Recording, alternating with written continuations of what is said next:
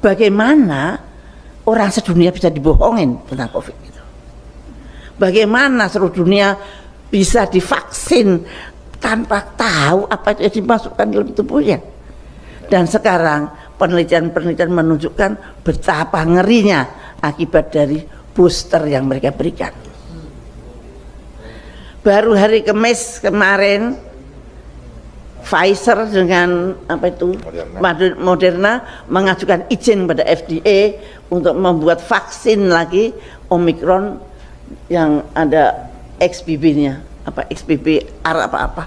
Artinya mereka akan membuat penyakit lagi. Nah, seperti itu.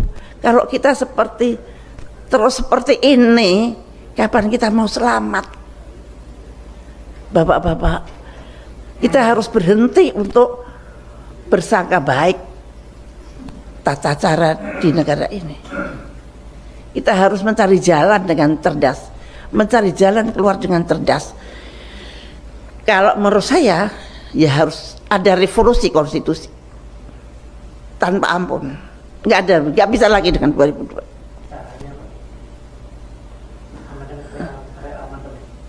Amandemen itu tidak bisa, kita harus kembali ke UUD 45 18 Agustus.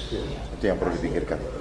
Yang itu yang harus kita janganlah kita nanti BPJS kita betulkan, nggak akan bisa betul. Lahirnya sudah tidak betul. Dan itu proksi. BPJS itu bukan untuk kesehatan rakyat, tapi untuk mengumpulkan dana dari rakyat kecil yang akhirnya dibawa oleh pemodal. Bapak-bapak kan nggak tahu kalau uang BPJS yang masuk ke bank itu di bawah OJK. Dan dari bawah OJK orang-orang tertentu pinjam, apa dikembalikan apa tidak tahu. Nah, bayangkan saja, saya itu betul-betul untung saya berjuang bukan karena saya supaya dikenal atau apa, enggak, saya berjuang karena Allah. Karena saya menjadi Menteri Kesehatan juga karena Allah. Saya bukan orang partai, bukan orang apa-apa, tiba-tiba disuruh jadi menteri dalam 2 jam. Nah, saya menolak berkali-kali tapi dipaksa oleh Pak SBY yang selama ini tidak pernah saya kenal. Nah, saya menganggap itu dari Tuhan. Maka saya tidak pernah berani keluar dari koridor yang Tuhan atur.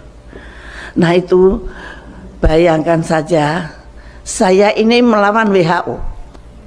Saya menyetop flu burung. Flu burung itu yang bikin flu burung sama yang bikin COVID sama. Bahkan flu burung itu lebih ganas. Dalam 1 hari, 2 hari meninggal. Dan kemudian saya tahu bahwa WHO bohong. Saya membuktikannya dengan riset sendiri. Profesor-profesor saya kumpulkan, buktikan bahwa ini. Mereka mengatakan human to human transmission, saya mengatakan tidak, ini buktinya virus saya tidak mempunyai reseptor human to human. Mereka mundur. Mereka mengatakan bahwa orang itu mati karena ketularan ayam yang mati. Saya membuktikan ayam yang mati dan orang yang mati tidak ada hubungannya. Virus yang ada di ayam tidak akan mengganggu orang. Mereka mundur. Maka kalau bapak-bapak lihat grafiknya flu burung itu begini tuh, tidak begini kayak COVID. Begitu hilang.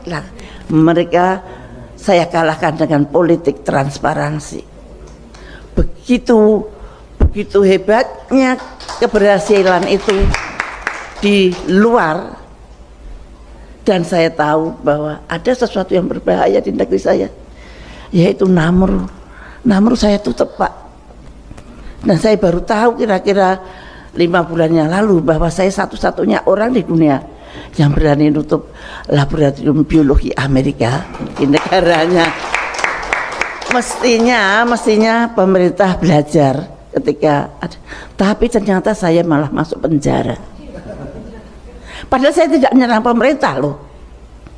Saya menyerang penjajah. Tapi saya di penjara.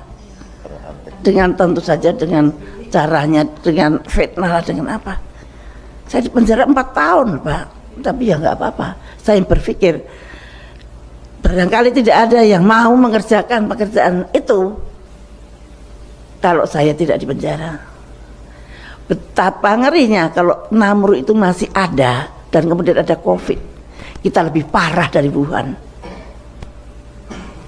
Tapi rakyat nggak tahu kalau itu saya selamatkan, saya sampai sembunyi-sembunyi, saya sampai diselamatkan oleh BIN, diberi pengawal, sniper segala macam, karena waktu itu saya sangat berbahaya dan artinya saya menaruh nyawa saya untuk bangsa dan negara saya.